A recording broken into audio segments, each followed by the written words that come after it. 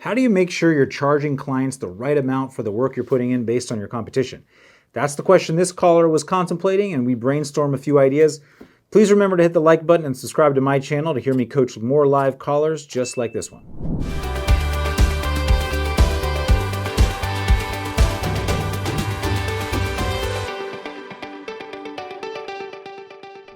JD, welcome to the show. How can I help you today? Well, Jeremy, my question is this. In any job situation, there's not a specific industry, but you have those employees that are willing to do just enough to get by, and then you have those that are willing to do whatever it takes. And yet, those that are willing to do just enough to get by either A, get paid the same or more than those that are willing to go the extra mile. In my particular case, it happens to be a business owner. I'm an owner of a business, and we go to locations where other companies have come before us and literally done things the wrong way. And yet we find out from our customers that, well, yeah, we paid them this much money to do that. And we get kind of frustrated because we say, well, first of all, we only charge this much, which is less, and we do twice as much as the other company does. So I know there's other people out there in, boss-employee relationships that have that same issue, and I thought I'd get your thoughts on that. You want to talk about your situation in particular, because it's a little bit different, because you have a little bit more control actually over how much you charge. I'm assuming you do. Do you feel like you do? Yes, correct. Okay. I do.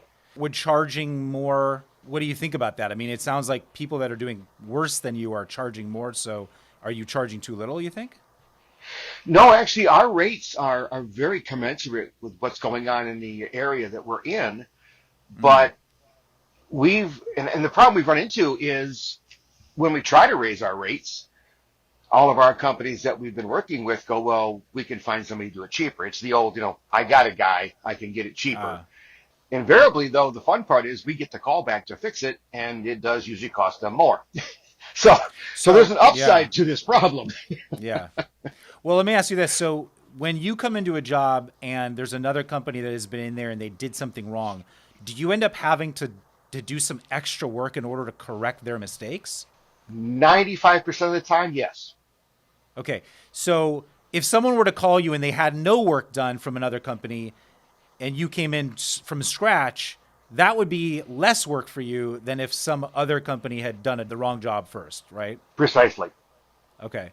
I'm wondering if there's a way. I'm just kind of brainstorming here. Wondering if there's a way where you could almost be an add-on service where you say, listen, here's what we charge. However, if we have to come in and we have to correct someone else's mistake, there's a little bit of an add-on charge for that. Is that possible? Usually in the bid process, if we're asked to give a quote, we will tell them that. Okay. And we approach it from the angle, we don't want to badmouth anybody. That's not our goal. Our goal is to come into your facility, and if I can take an aside to that, both myself and my son-in-law who are involved in the company, we're prior military. So it's mission, get in, get it done, make everybody happy, and go home. So we try to explain to the customer, okay, if you do it this way, is it going to work? Yes. Is it right? No. So the best way to look at it is if we come and do it right and it's going to last you a long time, the investment you make in that will not be as much as if you cheap it the first time, maybe cheap it the second time with a Band-Aid, and then get it fixed. So that's how we try to avoid those problems. And do people often opt for the cheaper option even though you're telling them it's probably not the best idea? I would venture a guess about 65% of the time, yes. It's unfortunately that so many people are not great long-term thinkers. They're really just more about the immediate and how much money's in their pocket at the moment. So they're not thinking of the long-term, unfortunately. You're still available to give them those different options. You're saying we can do it this way for this amount of money, but I'm telling you it won't be as good over the long run, but we're still available to do that. You're still correct. You're offering yeah, we've actually had customers to say, well, can you do it? Our business is IT, so we run cable, we connect networks. Can you do it without running, say, metal conduit down the wall? Yes, we can. But it's against code. So if we do it, you could be subject to an inspection and a fine. Yeah. We try to, offer all of the answers to their questions that I don't want to use the word justify because that doesn't sound right, but basically to justify why the cost is this much. Would it be hard for you? I mean, you're saying 65% of the time they opt for that. If you didn't put that on the table and you just said, here's the way it's got to be done, do you think you would lose a lot of business? We do and we have. And the only Okay. reason is we are very proud that in our entire 5 years of him working with me, we've never had an insurance claim and we've never had Okay. an Huh? inspector and we've never had a fine. There's no shortcuts in any business, honestly. It doesn't matter what industry you're in. There should be no shortcuts. Now, are there Okay. cost saving measures? Yes. There's ways to, let's use this material instead of that material because it's 10% cheaper and it still works the best. But shortcuts, there's just no room for that in life. So you're charging the right amount. You're telling them the way it's got to be done, and you're offering. You're just basically saying, "Here's how we're going to do it because it's the right way to do it." And you're dealing with some issues where you come in and another company has already done something and they've messed it up a little bit. Now you've got to correct some of their mistakes. So within that scope, right now, are you feeling, I don't know, conflicted about the fact that you've got to correct other people's work, or what's the sort of major conflict for you? Well, the conflict being is when we get done with a job like that, both he and I will be riding back home and we're just discussing, my goodness, we could have saved these people so much money. We could have Mm. helped. We could have been there for them. And some of these are businesses that we didn't get the opportunity to present originally. They were Uh-huh. done by some other company that was sent in. A lot of the work we do is third party contracting. And so I got you. we'll get, I can give you a great example. It was just Friday.